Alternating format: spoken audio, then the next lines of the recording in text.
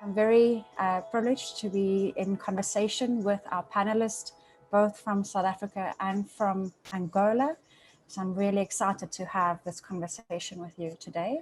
So this new program that is anchored in youth-led policy and strategy change specifically for non-communicable diseases and its prevention. And Gilbert, maybe if you can answer the question, what is the AstraZeneca UNICEF partnership approach to promoting healthier lifestyles and preventing NCDs in the region? So this partnership is of critical importance because we have a high burden of non-communicable diseases. This is really a challenge for us to actively involve, engage, empower, and really steer our young people into taking actions. So I'm wondering, Hlamalani, what is the government's approach in tackling those blind spots in policy? We do have the National Adolescent and Youth Health Policy 2017, which has objectives that address the issues around healthy lifestyle and well-being of our young people, as well as engaging young people in policy development and programming. And we do not want to leave anyone behind. Some perspective from Angola, are there specific, specific issues that adolescents are facing that you can say that you think that this program can tackle? And what is the kind of approach that you think Angola can take under this program? Eu penso que o maior problema que os jovens angolanos passam no quesito saúde é, na verdade, a falta de informação e os problemas de saneamento básico.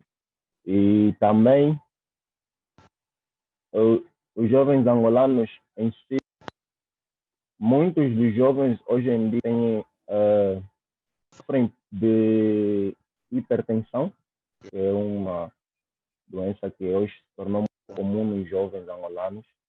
A diabetes não é tão comum, mas a hipertensão é mais, e as doenças respiratórias. E esse projeto não todo beneficiaria não só na questão de adquirir conhecimento, mas sim também de ajudar os jovens em si a prevenirem-se de certas doenças e poder levar uma vida mais saudável. At AstraZeneca, we are really excited to collaborate with UNICEF and our respective governments to be able to see what we can do together to potentially curb the growing epidemic of non-communicable diseases. We are very active in Kenya, but also we are very, very excited now to be going into Angola and to be taking some of the learnings in Kenya into Angola.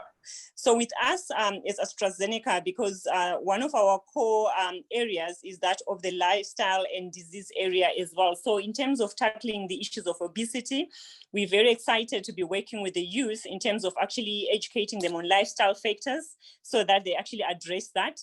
But we also are happy to leverage on existing partnerships that are already there in terms of organizations that work with the youth and the various governments that also have a focus there as well. Shakira, Choonara, I wondered if you could maybe come in and explain why you think it is important to partner with young people in a program like this. I think the environment is absolutely critical. In South Africa, the way we are affected is essentially what's the type of food that we have in our households. South Africa has a high burden of child-headed households. We then also look at this rise of a fast food culture. And then finally, also looking at university students, because many as well cannot afford nutritious food. They'll go for something that's the cheapest. So that's another target point we can look at. Jessica, I wonder if you can tell me from your perspective, why do you think it is so important to partner with young people?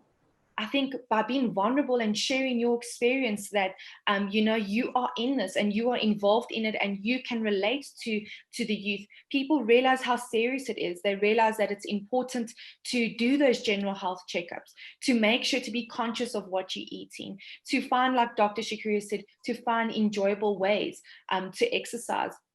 Fantastic. Thank you, Jessica. I was hoping to get one last short sentence from each and every panelist. And maybe it is a hope that you would want to see from a partnership between AstraZeneca and UNICEF. As UNICEF, we are very excited really about this project. And we believe that it can yield positive results for young people, in particular in South Africa. Let's strengthen their inclusion in governance structures so that they are able to speak for themselves and they can bring a change when we include them and not impose on them. So AstraZeneca and UNICEF are making the investment, so keep the investment, but then it's up to us as young people as well to take up the responsibility, because that's where youth movements fail a lot as well. Contribuir bastante pouco que nós sabemos e aprender muito mais com o que será no espaço de experiência dos outros países. Que outros jovens possam ingressar também nestas atividades e a dona Ruth disse, ninguém melhor do que os jovens para falar mesmo pelos jovens. Our hope for this collaboration is that we'll be able to achieve, higher levels of awareness on NCDs amongst young people in Angola and South Africa, higher levels of ownership for their own health.